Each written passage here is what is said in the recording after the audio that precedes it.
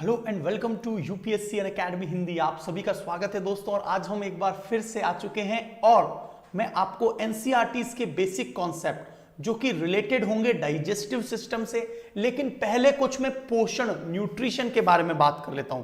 तो audio video एकदम clear आ रही है, एक बार कंफर्म बता दीजिए। Audio video is very clear to you? बिल्कुल बिल्कुल। एडिटोरियल की क्लास इसलिए नहीं हुई, शायद कुछ समस्या हो गई होगी सर के साथ, तो आप सर से पूछ लेना क्या हुआ था ऐसा। ठीक है दोस्तों, तो मैं क्लास को स्टार्ट कर देता हूं। Good morning to all of you, good morning to all of you, बहुत बढ़िया। अब देखिए उड़ान 2021, देखिए मैं आपको एक बात बता दूं, यहां पर न सिर्फ रेगुलर क्लासेस बल्कि बहुत सारे दूसरे पॉइंट्स भी मिलेंगे। फॉर एग्जाम्पल अभी थोड़ी ही देर में आपकी एक क्लास आएगी, इट विल बी एट 12:30, 12:30 पर आपका एक लेक्चर है और उस लेक्चर में मैं आपको रुद्र-M मिसाइल के बारे में बताऊंगा।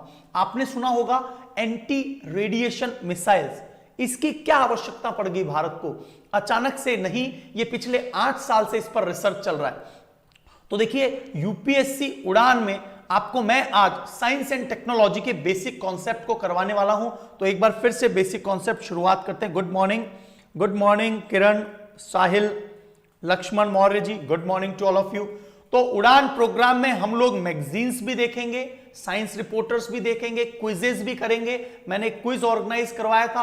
अनअकैडमी लर्निंग ऐप जरूर डाउनलोड कर लेना। यदि आप चाहते हैं कि फैकल्टीज आपको क्विज करवाएं तो पहले आपको अनअकैडमी लर्निंग ऐप डाउनलोड करनी होती है। तो एक कंप्लीट विस्तृत प्रोग्राम के साथ हम लोग 2021 की आपके साथ पूरी तैयारी करवाएंगे। तो जय हिंद दोस्तों, बहुत बढ़िया।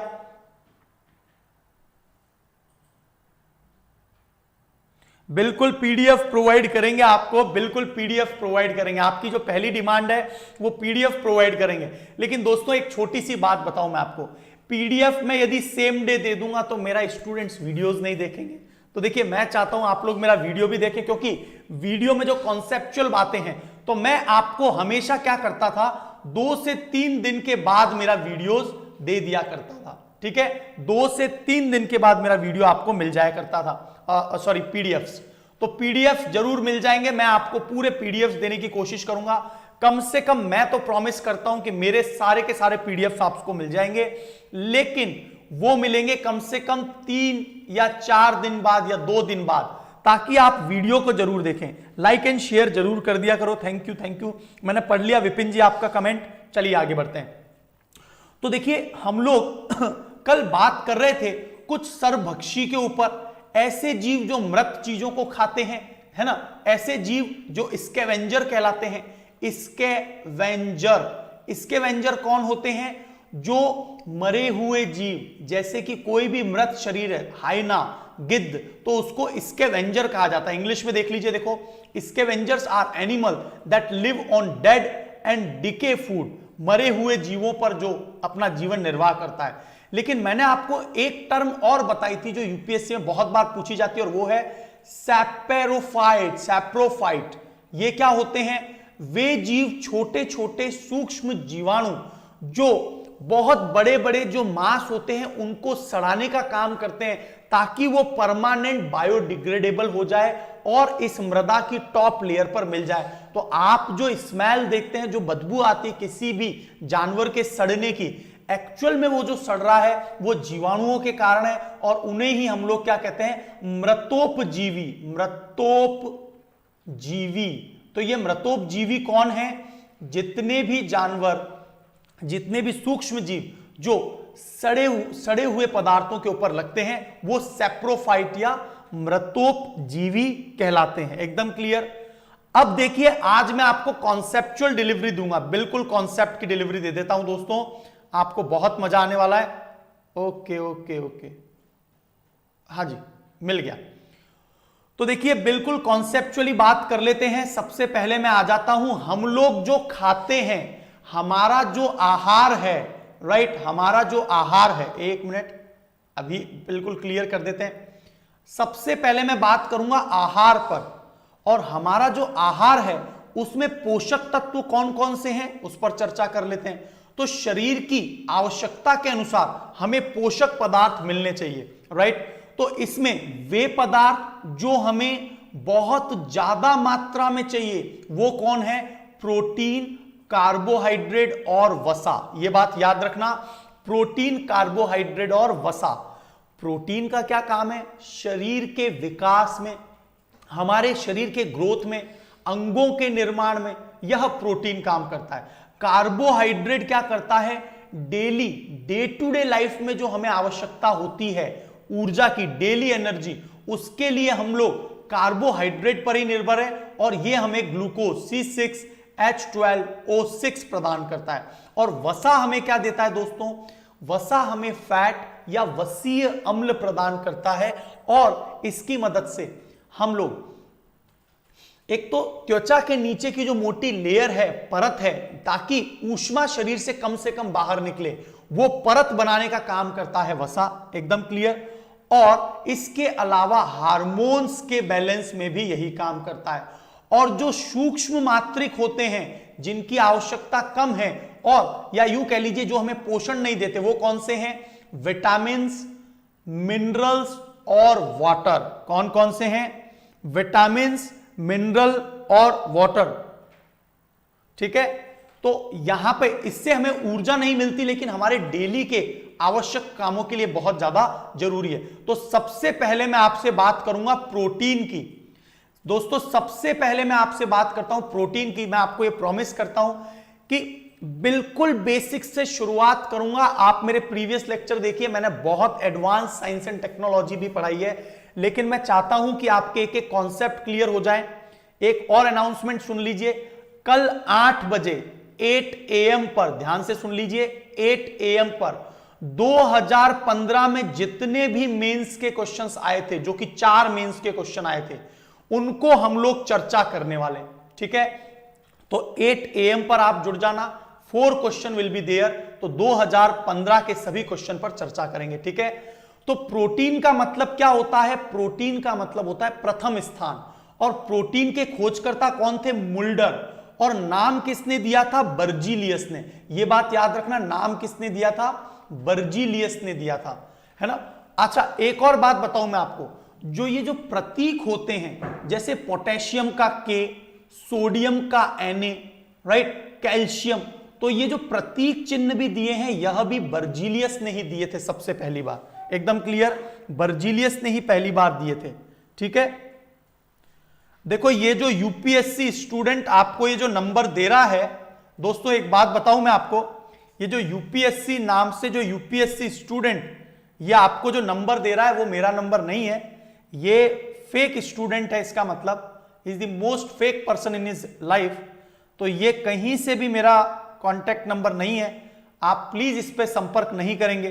ठीक है, एक बार फिर से रिपीट कर देता हूं, जो ये यूपीएससी स्टूडेंट नाम से कैंडिडेट आपको ये जो नंबर दे रहा है, नंबर नहीं है। ठीक है, ये मेरा नंबर नहीं है। मेरा नंबर तो आप प्रीवियस लेक्चर में प्राप्त करेंगे। ये फर्जी स्टूडेंट ने देखो डिलीट भी कर दिया है कमेंट। तो इस प्रकार के ध्यान रखना, इस प्रकार के जो छदम लोग आपकी जिंदगी में आए, जो ये फर्जी लोग आए, तो आप अपनी जिंदगी में इस तरह की हरकतों से जरूर बच के रहिए, क्योंकि आपको नहीं पता है कौन कौन जो है भेड़िए की खाल में है, राइट, कौन सा शिप भेड़िए की खाल में, आपको नहीं पता। तो ये फर्जी लोग बहुत सारे हैं। बिल्कुल नंबर गलत है ये ना। हाँ, प्रतिमा ने जो दिया है ना, प्रतिमा राज्यवर्धन ने, वही मेरा नंबर है। कॉन्टैक्ट नंबर जो है प्रतिमा राज्यवर्धन ने जो दिया है वो number. Thank you Pratima, thank you. तो ये कई बार क्या है, आप गलत चक्करों में मत आ जाना किसी के।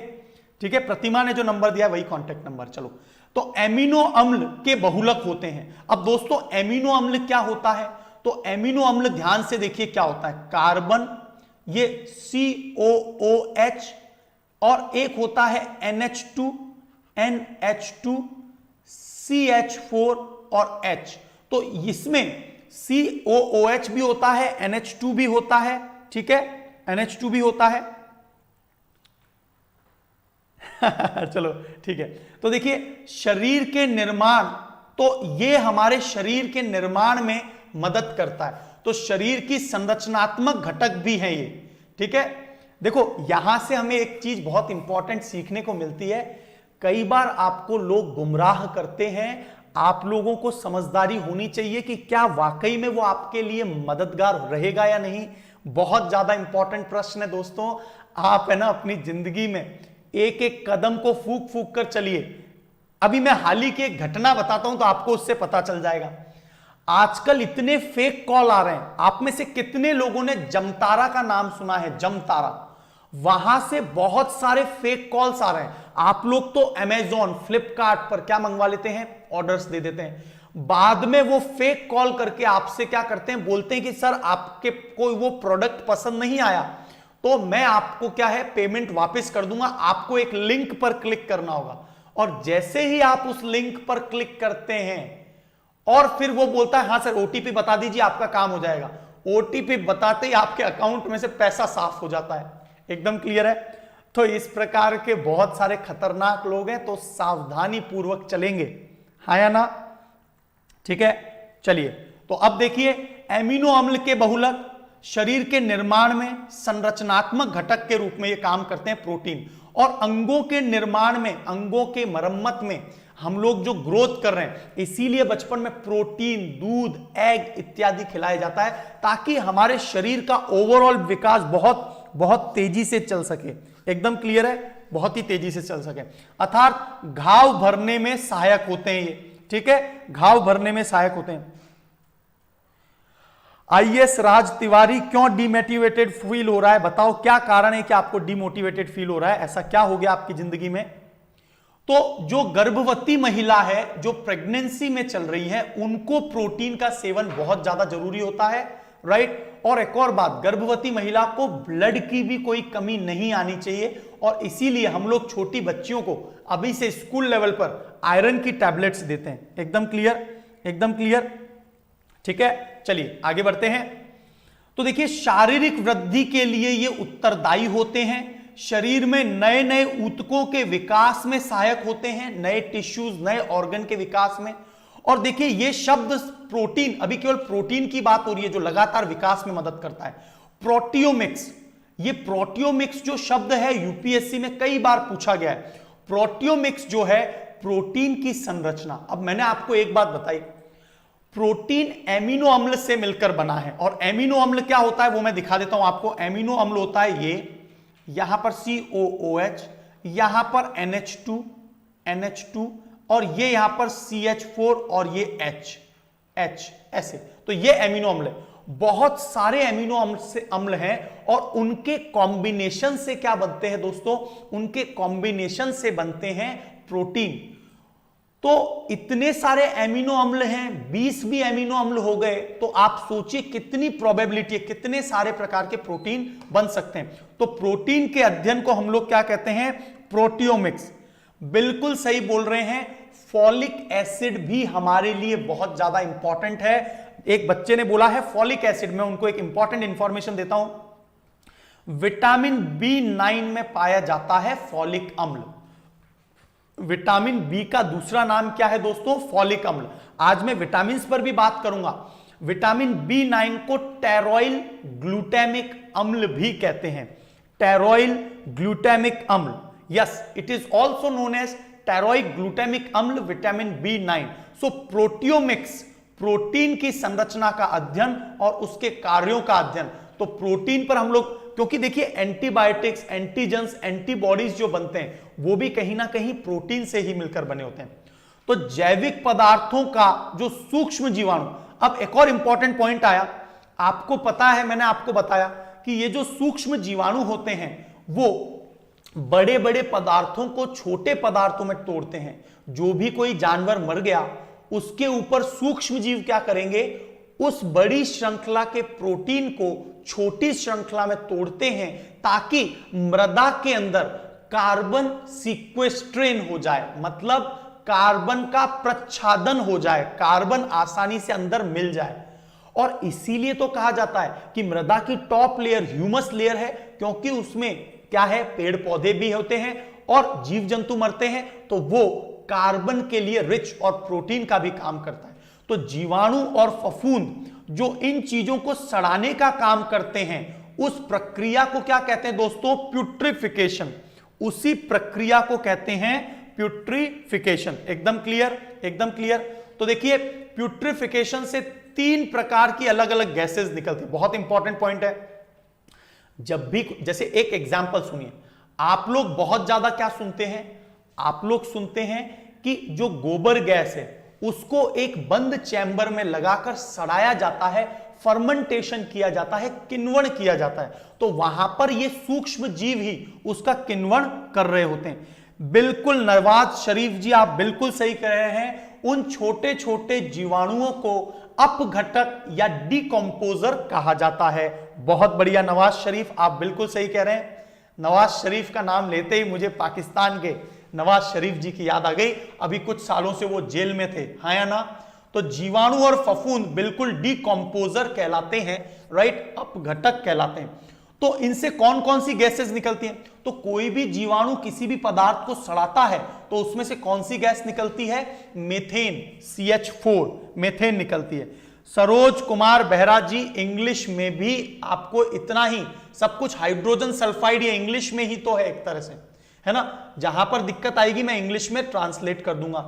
तो नॉट ओनली मीथेन, वर्ड्स यदि स्मॉल दिख रहे हैं तो बड़े कर देंगे, ये लो थोड़ा सा बड़ा कर दिया है अब शायद, और आप अपने फोन को हॉरिजॉन्टल कर लीजिए, ऐसे घुमा लीजिए, ठीक है, तो आपको अपने आप बड़ा दिख जाएगा, ठीक है। चलिए, तो हाइड्रोजन सल्फाइड, अमोनिया और मीथेन, इस प्रकार की गैसेस निकलती हैं जब भी प्यूट्रिफिकेशन होता है। और प्यूट्रिफिकेशन क्या है? जीवाणु या कवक के द्वारा प्रोटीन या अन्य पदार्थों को सड़ाने की प्रक्रिया। और इसी कारण से जो सुलभ शौचालय में भी जो गंध आती है वो यूरेनॉइड और यूरोक्रोम की आती है। तो अभी दिख रहा है ना ठीक है, हैंड नोट बनाते रहिए। बिल्कुल नेहा तिवारी जी, मेरी PDF क्लास की आपको मिलेगी। मैं आपको मेरा जो व्हाट्सएप वगैरह ग्रुप है ना, उसमें आपको ये सब मिल जाएगा। मैं आपको सब कुछ आपको ऐड करके कर देंगे काम। तो सड़े अंडे की गंध वगैरह सब कुछ ये मिल जाता है, ठीक है, किससे? प्यूट्रिफिकेशन से। अब देखिए आगे चलते हैं। प्रोटीन भिन्न भिन्न होते हैं। देखिए जितने अलग अलग प्रकार के एमिनो अम्ल हैं उनकी संरचना अलग अलग तरह से यदि ये जुड़े। एमिनो अम्ल हमारे शरीर में कुल कितने एमिनो अम्ल होते हैं दोस्तों? 20 प्रकार के। 10 प्रकार के एमिनो अम्ल तो हम लोगों के शरीर में पहले से ही होते हैं और 10 प्रकार के एमिनो अम्ल हम लोग खाद्य पदार्थों के माध्यम से लेते हैं। तो टोटल कितने हो गए? 20। इनके कॉम्बिनेशन से हजारों लाखों प्रकार के प्रोटीन्स बन सकते हैं और वो प्रोटीन कहीं पर हमें एंटीबायोटिक्स, एंटीबॉडीज, एंटीजेंस, ये सब ग्लाइकोप्रोटीन ही तो होते हैं। दोस्तों याद रखना, जो एंटीबॉडीज, एंटीजेंस हैं वो क्या हैं? वो भी एक प्रकार के प्रोटीन है। हमारी त्वचा क्या है? एक प्रकार का प्रोटीन है। अंगों में क्या है? एक प्रकार का प्रोटीन है। हड्डियों में भी एक प्रकार का प्रोटीन है, कैल्शियम के साथ वो मिलकर बना हुआ है। तो ये सभी कार्बन की ही तो श्रृंखलाएं। एकदम क्लियर? ठीक है, ठीक है, ठीक है दोस्तों।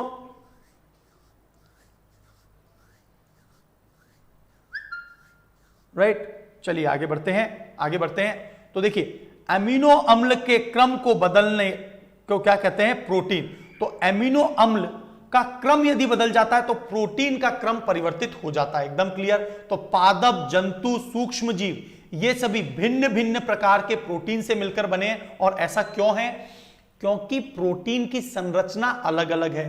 तो देखिए दोस्तों, सबसे इंपॉर्टेंट बात, अब मैं आपको कुछ इंपॉर्टेंट बात बता देता हूं। सबसे ज्यादा ह्यूमन बॉडी में, ये आपको थोड़ा सा डार्क दिख रहा होगा लेकिन मैं समझा दूंगा, सबसे ज्यादा जो ह्यूमन बॉडी में होता है वो क्या होता है दोस्तों? सबसे ज्यादा ह्यूमन बॉडी में होता है जल। कितना प्रतिशत होता है? लगभग 62 to 70%। ठीक है। उसके बाद मानव शरीर में सबसे ज्यादा प्रोटीन होता है 18%। मानव शरीर में उसके बाद सबसे ज्यादा क्या होता है? प्रोटीन। ये पॉइंट्स याद रखना। मानव शरीर के भार का सबसे ज्यादा होता है जल और उसके बाद मानव शरीर में सबसे ज्यादा होता है दोस्तों प्रोटीन 18%। उसके बाद में वसा 15%, फिर आता है खनिज लवण मिनरल, और इस मिनरल में भी सबसे ज्यादा जो हमारे शरीर में मिनरल होता है दोस्तों वो होता है कैल्शियम। ये कैल्शियम हमारे भार का लगभग 2% होता है। ध्यान से देख लीजिए, मानव में पाया जाने वाला सबसे ज्यादा खनिज पदार्थ कौन सा है? तो वो कैल्शियम है, जो मानव के भार का 2% है। तो पूरे शरीर में लगभग 62 से 70%, 18% प्रोटीन, 15% वसा, 4% खनिज और कार्बोहाइड्रेट सबसे कम होता है। अब आप बोलेंगे कार्बोहाइड्रेट तो सबसे ज्यादा होना चाहिए था, क्योंकि सबसे ज्यादा तो हम परसेंटेज में कार्बोहाइड्रेट ही खाते हैं। देखिए कार्बोहाइड्रेट पूरा ऊर्जा में तब्दील हो जाता है, ग्लूकोज में तब्दील हो जाता है। कार्बोहाइड्रेट केवल और केवल ग्लाइकोजन के रूप में, याद रखना ग्लाइकोजन।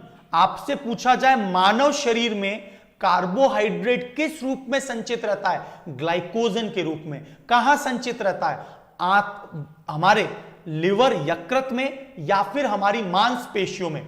मांसपेशियों में, मसल्स में एंड लिवर में ग्लाइकोजन रहता है, और जब भी हमें जरूरत पड़ती है तो वह ग्लाइकोजन ग्लूकोज में तब्दील हो जाता है और हमें ऊर्जा प्रदान हो जाती है।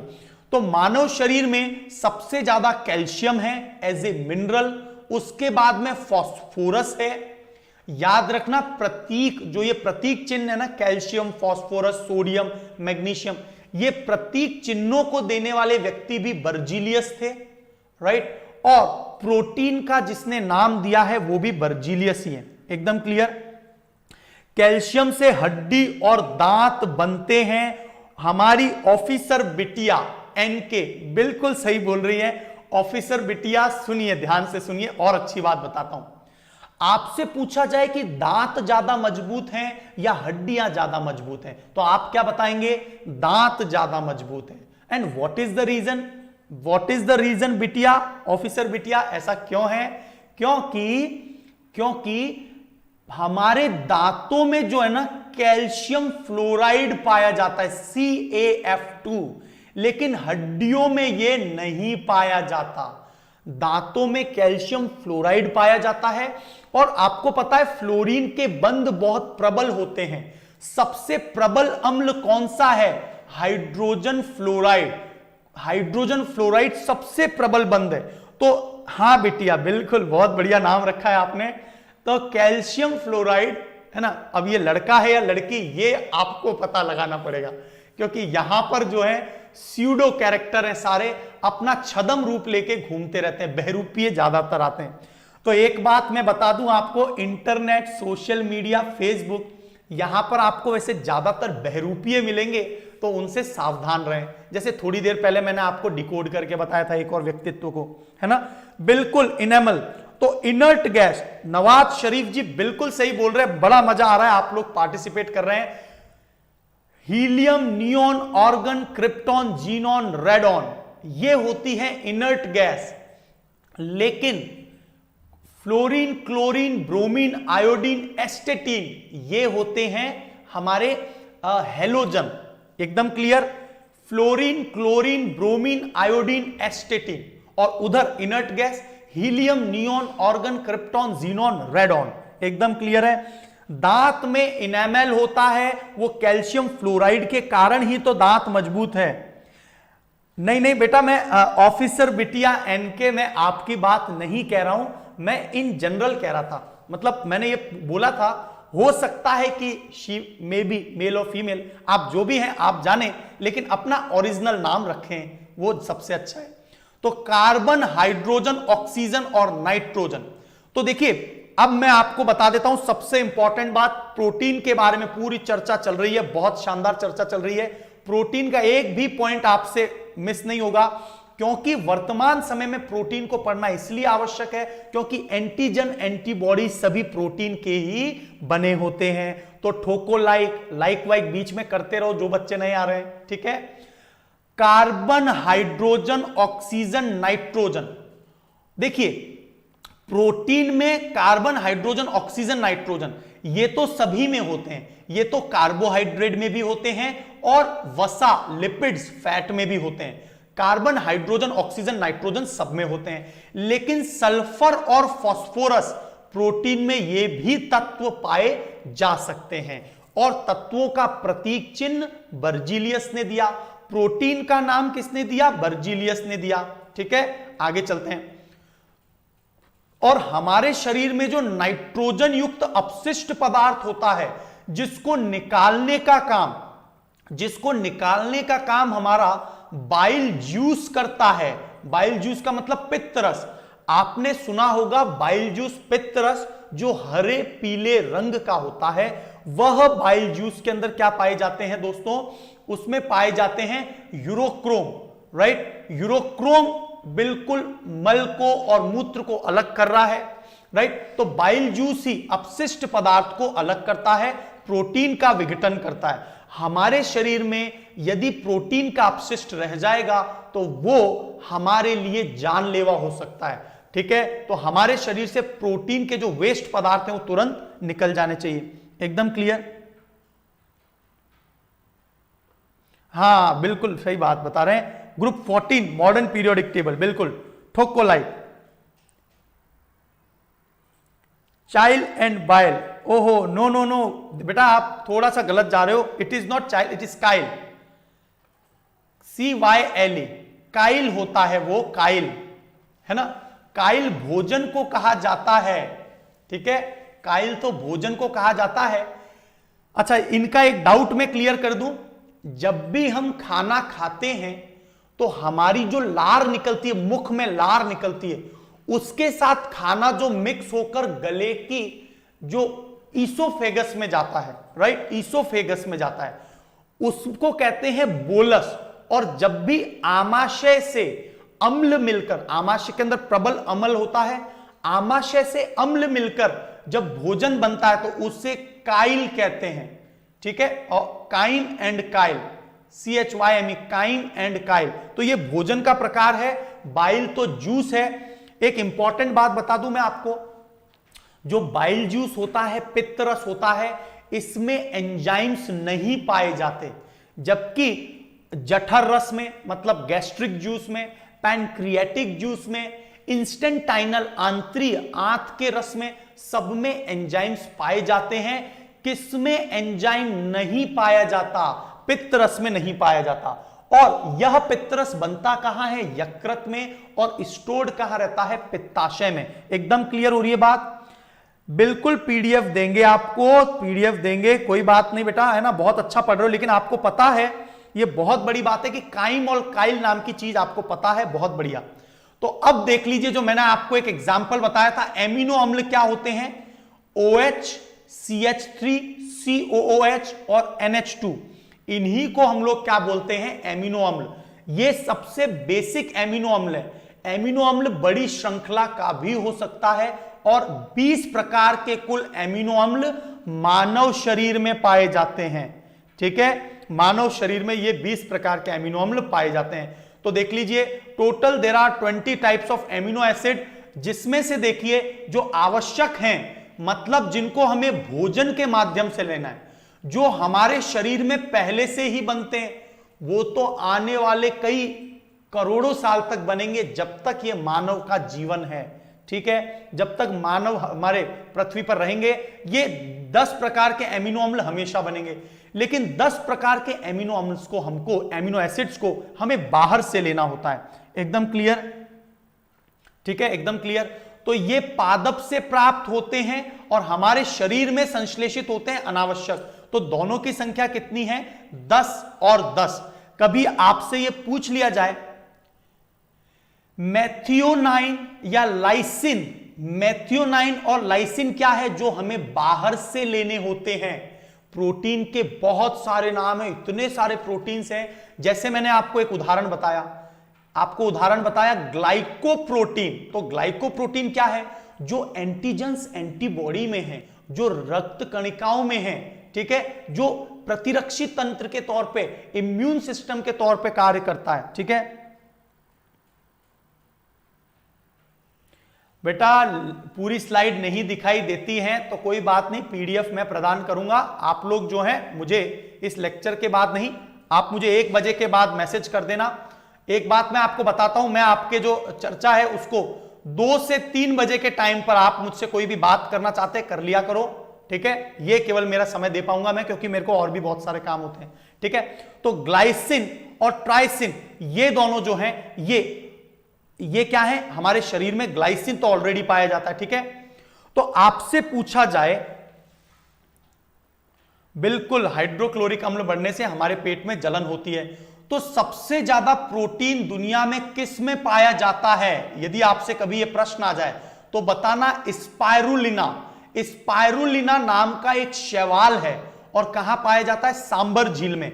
यहां पर सबसे ज्यादा स्पाइरुलिना में प्रोटीन पाया जाता है, 65%। नीले हरे शैवाल है। एकदम क्लियर है?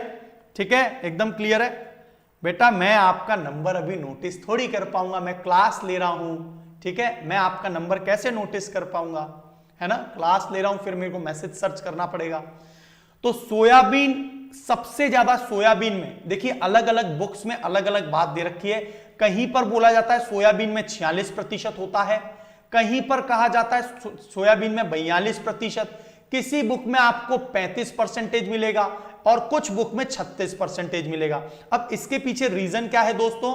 तो अलग अलग लेवल के सोयाबीन में अलग अलग परसेंटेज में प्रोटीन पाया जाता है, लेकिन स्पाइरुलिना न आए तो सबसे ज्यादा प्रोटीन किस में पाया जाता है? सोयाबीन में। फिर 26% पाया जाता है दालों में, मांस या मछली में 22% और दूध, चावल और अंडे, देखो चावल में थोड़ा सा कम पाया जाता है, 12% नहीं है। तो दूध, पनीर और अंडे में लगभग 12% के करीब प्रोटीन पाया जाता है। ठीक है, ठीक है, आगे चलते हैं। चलिए, तो अब देखिए, अब जो पॉइंट है वो आपको एग्जाम में मिलान करने के लिए आ सकते हैं। साथ ही साथ दोस्तों मैं आपको ये और बात बता दूं कि यदि आप स्टेट पीसीएस की तैयारी कर रहे हैं तो वहां पर तो ये क्वेश्चंस डायरेक्टली पूछे जाते हैं। फिर भी क्या होता है, वन लाइनर के तौर पे एक एक स्टेटमेंट आपके यूपीएससी में भी आ सकता है। तो आपको एनसीईआरटीज के कोर कॉन्सेप्ट पूरे क्लियर होने चाहिए। एक भी लाइन आ गई और वो आपको नहीं पता है तो आपका वो क्वेश्चन गलत हो सकता है। यस और नो? एकदम क्लियर। पीनट में, बिल्कुल, मटर में भी प्रोटीन पाया जाता है। सांबर झील में स्पाइरुलिना नाम के शैवाल को याद रखेंगे। तो रक्त और अंडे में, जो रक्त होता है और अंडा होता है, इनमें जो प्रोटीन पाया जाता है उसका नाम क्या है? मिलान करने के लिए ध्यान रखना, एल्बुमिन और ग्लोब्युलिन। एल्बुमिन और ग्लोब्युलिन प्रोटीन किसमें पाया जाता है? एक तो हमारे ब्लड में और रक्त में। आप सभी को पता है बाल, नाखून और खुर में कौन सा प्रोटीन पाया जाता है? तो दोस्तों इट इज केराटिन। बाल, नाखून और सींग में केराटिन पाया जाता है। बहुत सारे स्टूडेंट्स देख रहे हैं, लाइक की कहीं ना कहीं कमी है। 104 लाइक आए, यू आर वॉचिंग 146। तो दोस्तों एक लाइक पर भी क्लिक कर दो मैसेज के साथ साथ। हां, पार्टिसिपेशन ज्यादा से ज्यादा करो। आपके क्वेश्चंस को मैं लगातार देख रहा हूं दोस्तों, आप पार्टिसिपेशन ज्यादा से ज्यादा करो। मैं आपको, आपने कोई पॉइंट बताया, मैं उसको और एक्सप्लोर करके बताऊंगा आपको। Very good. देखो जैसे पूनम गुप्ता ने एक बात बताई है, बहुत शानदार बताई है। पूनम गुप्ता ने क्या बोला है, मैं नाम लेकर बताऊंगा ताकि आपको बहुत मजा आने वाला है। पूनम गुप्ता ने बोला कि ग्लूटेन प्रोटीन बिल्कुल गेहूं में पाया जाता है और कई लोगों में ग्लूटेन प्रोटीन के कारण एलर्जी हो जाती है, तो उन लोगों को बिल्कुल गेहूं खाना बंद करना पड़ता है। ग्लूटेन के कारण एलर्जी हो जाती है, गेहूं खाना बंद करते हैं। सभी दालें प्रोटीन का अच्छा स्रोत है, बिल्कुल सही बोल रहे हैं आप, है ना? ठीक है। नाखून, सींग और बालों में केराटिन रेशो में, बहुत बढ़िया, बहुत बढ़िया। और बच्चों ने भी अच्छा आंसर दिया है ना? चलिए आप बोलते जाइए, मैं आपको डिस्कस करता रहूंगा, ठीक है। कैसीन प्रोटीन, अब देखिए दूध में 2 प्रकार का प्रोटीन है। सबसे ज्यादा दूध का जो, दूध के अंदर जो येलो रंग होता है, पीला रंग, येलो व्हाइट रंग जो है वो कैसीन के कारण ही होता है। तो दूध में सबसे ज्यादा प्रोटीन कौन सा पाया जाता है? Casein protein. उड़ान की सभी क्लासेस का टाइमिंग अभी थोड़ी देर में मैं बताने वाला हूं आपको। क्लास के एंड में बता देता हूं, क्लास डिस्टर्ब होगी वरना, ठीक है। तो देखिए मैंने आपको कल भी एक चर्चा की थी, जहां कहीं भी लैक्ट शब्द आ जाए उसका मतलब ही दूध है। तो लैक्ट एल्बुमिन और लैक्ट ग्लोब्युलिन ये भी दूध में पाया जाता है। लैक्टोबैसिलस वो जीवाणु जो दही में पाया जाता है। लैक्टोमीटर, राइट, मतलब दूध की शुद्धता को मापने वाला है, ठीक है। दूध का रंग कैसीन के कारण पीला दिखाई देता है, बिल्कुल ठीक है, बिल्कुल ठीक है। अच्छा, आपको मैं एक और बात बता देता हूं, आज एक जो है रुद्र एम मिसाइल पर भी एक लेक्चर होगा मेरा। अभी 12:30 पर। जैसे ही ये लेक्चर खत्म होगा हम लोग रुद्र एम मिसाइल के बारे में बात करेंगे। बहुत अच्छी मिसाइल है, भारत ने इस प्रकार की पहली मिसाइल बनाई है। तो 12:30 पे आप सभी लोग जुड़ जाना आज, ठीक है। तो मांसपेशियों में, मसल्स में क्या पाया जाता है? एक्टिन और मायोसिन, बहुत इंपॉर्टेंट है। ये एक्टिन और मायोसिन ही वो प्रोटीन है जिनके कारण ये मांसपेशियां फैलती हैं और सिकुड़ती हैं। तो एक्टिन प्रोटीन और मायोसिन प्रोटीन, मांसपेशियां, राइट, एक्टिन और मायोसिन, एकदम क्लियर। एक और बात मैं आपको बता देता हूं कि इसमें कौन सा तत्व मदद करता है मांसपेशियों के प्रकुचन और संकुचन में? कैल्शियम तत्व, याद रखना। हड्डियों के निर्माण में कैल्शियम, मानव शरीर के पूरे भार का सबसे ज्यादा जो मिनरल पाया जाता है कैल्शियम, और रक्त के थक्के में ब्लड क्लॉट को बनाने में भी कैल्शियम आयन ही मदद करता है। एकदम क्लियर, ठीक है, ठीक है, एकदम क्लियर हो गया। चलिए, तो एक्टिन और मायोसिन हमारे मसल्स में पाया जाता है। गुणसूत्र जो क्रोमोसोम्स हैं उसमें हिस्टोन नाम का प्रोटीन पाया जाता है, याद रखना, हिस्टोन प्रोटीन। चावल में कौन सा प्रोटीन है दोस्तों? ओरायाजीन। तो चावल में ओरायाजीन है और मक्का में जीन है। चावल का बायोलॉजिकल नेम क्या है? Oryza sativa. ओराइजा सेटाइवा चावल का बायोलॉजिकल नेम है। और मक्का का बायोलॉजिकल नेम क्या है? जिया मेज। मक्का, बाजरा और सोरगम, मिलेट्स वगैरह, ये सबसे ज्यादा डेजर्ट रेजिस्टेंट क्रॉप है, सबसे कम पानी में भी उत्पादित हो जाते हैं। इस बार के प्रीलिम्स वाले पेपर में ये क्वेश्चन आया था, डेजर्ट रेसिस्टेंट क्रॉप है ये। अब एक बच्चे ने बोला था एक्टिन के कारण संकुचन और क्रमांकुचन होता है, बहुत बढ़िया, बिल्कुल ठीक है। एंटीबॉडीज में हेल्प करा है, बिल्कुल ठीक है, बहुत बढ़िया। मानव में कुल 46 गुणसूत्र होते हैं, बहुत बढ़िया, बहुत बढ़िया। निधि जी गुड मॉर्निंग बेटा, गुड मॉर्निंग, सभी को गुड मॉर्निंग।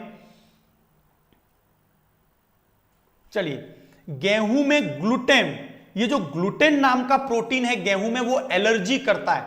और ग्लाइडिन नाम का प्रोटीन भी गेहूं में पाया जाता है। ये सभी मिलान करने के लिए आ सकते हैं आपको। रेशम में फाइब्रोइन, रेशम में फाइब्रोइन नाम का प्रोटीन पाया जाता है।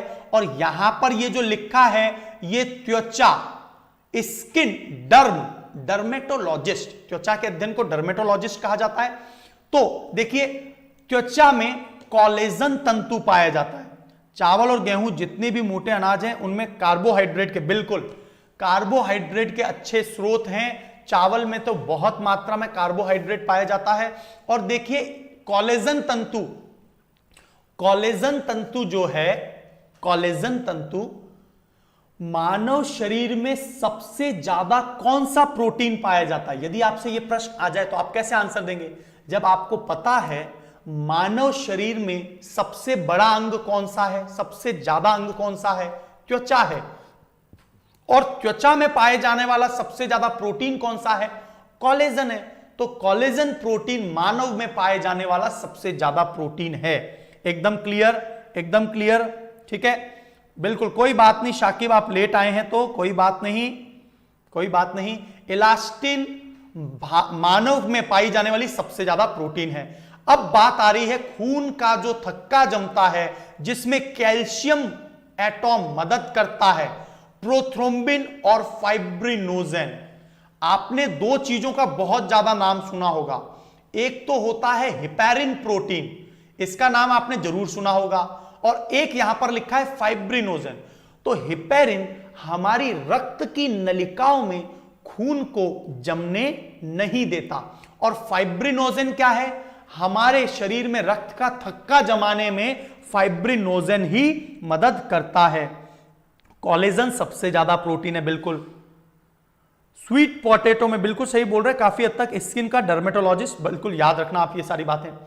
अब कैल्शियम, हिपैरिन, अब देखिए इसीलिए एक बात याद रखना, हमारी नलिकाएं, सबसे इंपॉर्टेंट बात बताता हूं, देखो साइंस के साथ साथ हमारी जिंदगी भी ज्यादा इंपॉर्टेंट है। हम लोग जब भी हेलमेट लगाकर बाइक्स नहीं चलाते। हेलमेट क्यों बोला जाता है? इन केस हेलमेट आपने नहीं पहना, आपको बहुत तेज झटका लगा किसी एक्सीडेंट में और आपके दिमाग में इतनी पतली पतली नलिकाएं होती हैं, यदि वो किसी कारण से टूट जाती हैं अंदर, उसे ही ब्रेन हेमरेज कहा जाता है। तो व्हाट इज ब्रेन हेमरेज? किसी भी पतली नलिका या किसी भी नलिका का शरीर के अंदर ही टूट जाना हेमरेज कहलाता है। दिमाग में पतली पतली नलिकाएं हैं तो उसको ब्रेन हेमरेज कह दिया जाता है। यहां तक सारी बात क्लियर हो गई। अब ब्रेन हेमरेज में क्यों हो रहा है? क्योंकि टूटते ही नलिकाओं में तो हिपैरिन होता है, जैसे ये टूट जाती हैं अब वो क्या करेंगे, बाहर निकल जाएंगी, अंगों वाले भाग में आ जाएंगे और ब्लड क्लॉट, रक्त का थक्का जम जाएगा। तो पूरा कॉन्सेप्ट क्लियर हुआ, पूरा कॉन्सेप्ट क्लियर हुआ आपको? ठीक है, ठीक है, चलिए आगे चलते हैं, आगे चलते हैं। कुपोषण की बात कर लेते हैं। कुपोषण, प्रोटीन एनर्जी मैल न्यूट्रिशन, 50 वर्ड्स में बताइए क्या लिख सकते हैं। तो आपको कभी ये शब्द आ जाए आप कंफ्यूज मत होना, ये किसके लिए? प्रोटीन एनर्जी मैल न्यूट्रिशन, प्रोटीन ऊर्जा कुपोषण। और कुपोषण आपको पता है दो प्रकार का होता है। कौन कौन सा होता है दोस्तों? एक तो होता है वेस्टिंग और एक होता है स्टंटिंग। वेस्टिंग में क्या है? जितना बच्चे की आयु है उसकी तुलना में उसका भार कम है तो वो वेस्टिंग कहलाएगा, और यदि बच्चे का भार लंबाई कम है तो वो स्टंटिंग कहलाता है। तो वेस्टिंग और स्टंटिंग एकदम क्लियर हो गया आपको? वेस्टिंग और स्टंटिंग, ठीक है, यस। चलिए, तो मैरस्मस और क्वाशियारकोर, ये दो रोग बताने वाला हूं, इसमें कभी भी गलती मत करना, ठीक है? मैरस्मस और क्वाशियारकोर में कभी गलती आप ना करें। तो पहला आ रहा है मैरस्मस। अब आप देखना, यहां के एक्सप्लेनेशन में आप कंफ्यूज होने वाले हैं। मैरस्मस में बोला है यह गरीब बच्चों में होता है। अब ये गरीब बच्चों में क्या हो गया, इसका मतलब क्या है, राइट? तो देखिए, गरीब बच्चों को क्या होता है, गरीब बच्चों को ना तो प्रोटीन मिलता है ना ही कार्बोहाइड्रेट मिलता है। और क्वाशियारकोर किसमें होता है? नॉर्मली रिच बच्चों में। मतलब इनको कभी भी प्रोटीन तो ये जानबूझ के नहीं लेते, कार्बोहाइड्रेट खूब खाते हैं। उदाहरण के लिए सुनिए, क्वाशियारकोर अमीर बच्चों को इसलिए होता है क्योंकि वो डबल रोटी, वो वसा, वो फैट, घी और इसके अलावा पिज्जा इत्यादि बहुत खा रहे हैं, और इसीलिए उन्होंने प्रोटीन तो नहीं खाना लेकिन कार्बोहाइड्रेट खूब खानी है, इसीलिए अमीर घर। तो प्रत्यक्ष प्रोटीन की कमी हो जाती है, और इस प्रकार के जिसको क्वाशियारकोर होता है उनका शरीर तो फूला हुआ होता है परंतु मानसिक रूप से कमजोर होते हैं। आपको पता है ना प्रोटीन का मेनली काम क्या है? प्रोटीन हमारे शारीरिक और मानसिक विकास में मदद करता है।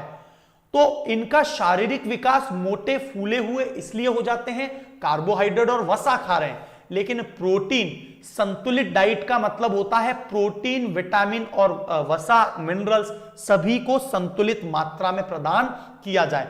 तो क्या आपको क्वाशियारकोर रोग क्लियर हो गया?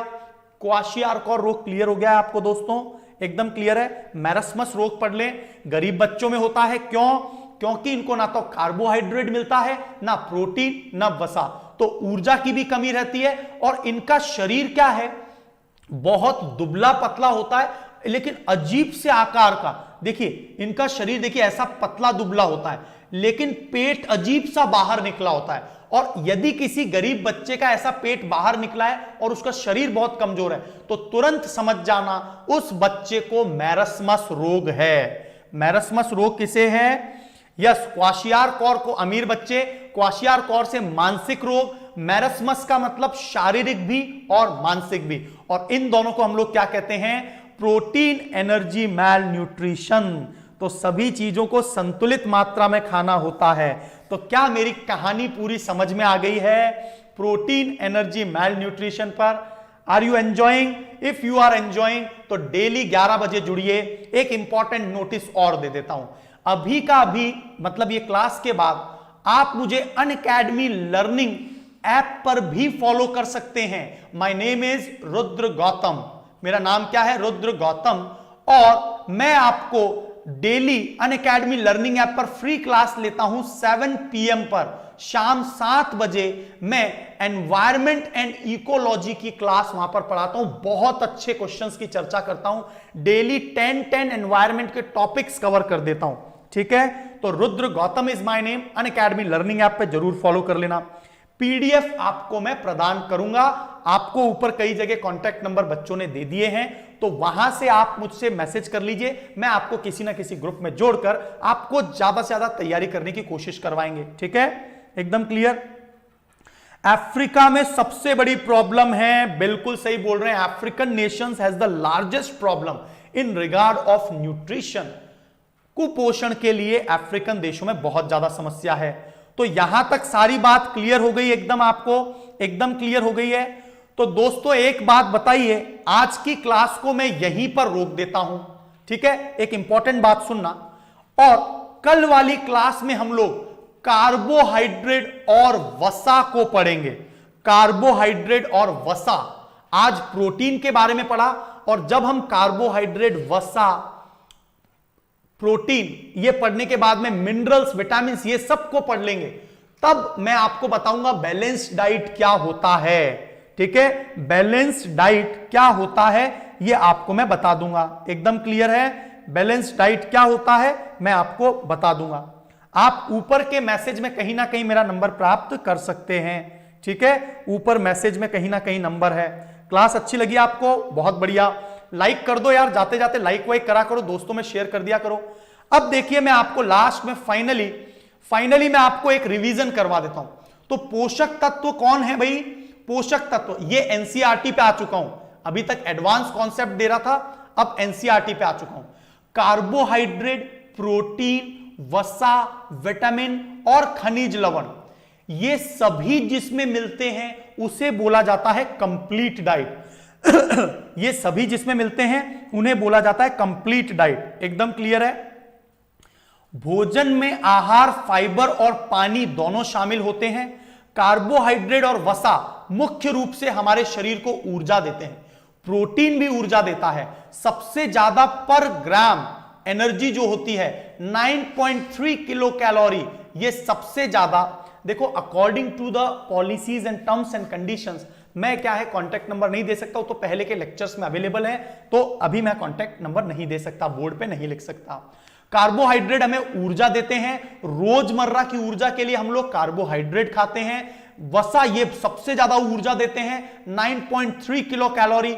लेकिन हमारे शरीर को जो चाहिए ना, हमारे कोशिकाओं को, सेल को जो चाहिए वो चाहिए C6H12O6, ग्लूकोज चाहिए हमारे शरीर को, और ग्लूकोज ही एटीपी में तब्दील होता है, और ग्लूकोज का बहुलक क्या कहलाता है? कार्बोहाइड्रेट। तो शरीर का, ठीक है, चलिए आगे बढ़ते हैं। तो ओमनिवोरस आपको पता चल गया, इसके वेंजर्स मैंने आपको समझा दिया, मैंने आपको सैप्रोफाइट समझा दिया, कार्बोहाइड्रेट और फैट्स के बारे में बता दिया है। ठीक है, अब 2-4 बातें और कर लेता हूं। खनिज मिनरल्स के बारे में मैंने आपको बता ही दिया, हड्डियों में, दांतों में। अभी खनिज पदार्थों के अलग अलग काम क्या हैं, जैसे आपसे पूछा जाए पोटेशियम, सोडियम, तो ये क्या करते हैं दोस्तों?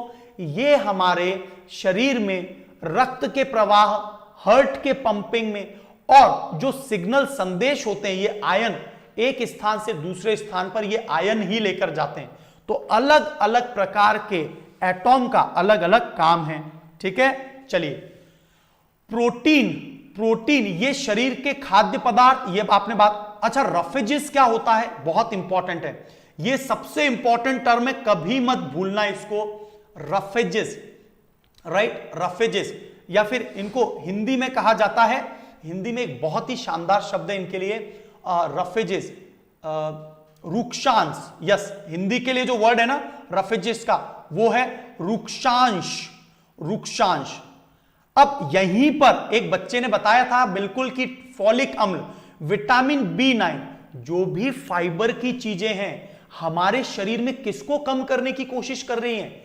फाइबर वाली जो सब्जियां हैं, फल हैं, जैसे बनाना में बहुत फाइबर है, कटहल में फाइबर है, भिंडी में, राइट, इनमें फाइबर्स होता है। ये फाइबर क्या करता है? हमारी आंतों में लंबे समय तक पानी और मिनरल को पकड़ के रखता है, और हमारी आंतों की दीवार में, the outer layer of the intestine, आंतों की बाह्य दीवार, उनमें सूक्ष्मांकुर पाए जाते हैं। क्या पाए जाते हैं? माइक्रोविलीज। माइक्रोविलीज, तो इनकी मदद से क्या होता है, वो पोषक पदार्थ एब्जॉर्ब करना शुरू कर देते हैं। एकदम क्लियर। तो रुक्षांश जो है कब्ज को भी कम करता है, पोषक पदार्थ को ज्यादा से ज्यादा हमारा शरीर अवशोषित कर सके, इसीलिए फाइबर वाली डाइट बहुत ज्यादा आवश्यक है। बिल्कुल आर्यन कुमार खुशवाहा जी, आपने सही काम कर दिया है। आर्यन कुमार जी ने अपना काम कर दिया, बहुत बढ़िया। चलिए, तो इसको कमी वाले रोग कहा जाता है, पोषक तत्वों को कमी वाले रोग कहा जाता है, और प्रोटीन की कमी से क्वाशियारकॉर और मैरस्मस रोग। तो दोस्तों देखिए, 6th क्लास में केवल 2 शब्द बोले गए, क्वाशियारकॉर और मैरस्मस, लेकिन आज आपको यह पता चल गया है कि क्वाशियारकॉर अमीर बच्चों में जिसमें केवल प्रोटीन की कमी होती है, लेकिन मैरस्मस रोग गरीब बच्चों में जिनके पास प्रोटीन, कार्बोहाइड्रेट, वसा तीनों की कमी होती है। एकदम क्लियर। जितनी भी रेशे वाली सब्जी होती हैं उनमें रुक्षांश पाया जाता है और वो ज्यादा से ज्यादा पोषक पदार्थ हमारे शरीर में प्रदान करने में मदद करते हैं। आयरन की कमी से हमारे में ब्लड नहीं बन पाएगा, थकान, कमी, भूख महसूस होगी, रूखी, शुष्क, ड्राई त्वचा हो जाएगी। और जिसके ड्राई त्वचा होती है, हम लोग जब भी ज्यादा टैबलेट खाएं तो हमें दूध का सेवन जरूर करना चाहिए। और डेफिशिएंसी ऑफ आयोडीन, ये अभी 6th क्लास की बात चल रही थी, लेकिन मैं आपको और एडवांस लेवल पे सारी बातें बताता चलूंगा। तो कल हम लोग कार्बोहाइड्रेट और वसा के बारे में पूरा कंप्लीट एनालिसिस करेंगे। तो 2, 4, 5 दिन पोषण पे बात करेंगे, ताकि एनवायरमेंट के क्वेश्चंस का भी जब आप आंसर दें तो आपको किसी प्रकार की दिक्कत ना आए। तो दोस्तों एकदम क्लियर है, एकदम क्लियर है दोस्तों। चलिए आगे बढ़ते हैं। तो फाइनली मैं आपको कुछ सजेशन दे देता हूं। एक तो 12:30 की मेरी क्लास को जरूर ज्वाइन कर लेना, रुद्र एम मिसाइल से रिलेटेड है, बहुत अच्छा आपके लिए होगा वो।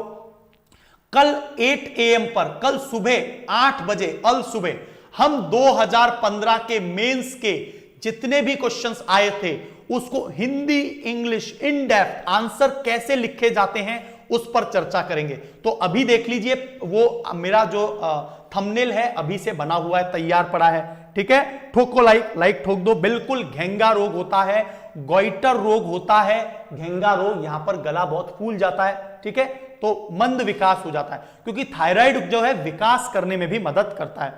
अब देखिए दोस्तों, बात कर लेते हैं, थैंक यू। अब देखिए 64,000 का 2 साल का कोर्स है। मैं आपको हमेशा, जो भी स्टूडेंट्स मेरे से पूछता है, 2 ईयर का कोर्स आप ले सकते हैं 57,600 में आफ्टर अप्लाइंग माय डिस्काउंट। मेरे रेफरल कोड से आपको 10% का डिस्काउंट मिल जाएगा। इसके अलावा भी कुछ मदद चाहिए, आपके पास सब कुछ मेरे बारे में है, मौजूद है इंफॉर्मेशन। आप मुझसे कभी भी प्लस आइकॉनिक का कोर्स लेना चाहें तो आप मुझे पर्सनली मैसेज करके बता सकते हैं, मैं और भी कोई मदद कर सकूं। मेंटरशिप में मैं आपको सारी पीडीएफ और भी जो मैं सब्जेक्ट पढ़ाता हूं उनसे रिलेटेड भी मदद करूंगा, आंसर राइटिंग में भी पूरी मदद करूंगा। मेरी एक पूरी टीम मेरे साथ रहती है और वो सभी आपको मदद करेंगे। तो आप प्लस कोर्स यदि लेना चाहें 2 साल का, तो आप जो है इस फीस में प्राप्त कर सकते हैं, जिसमें आपको प्रीलिम्स, मेंस, ऑप्शनल और इंटरव्यू सभी की, आपके कंप्लीट ऑप्शनल भी मिल जाएगा।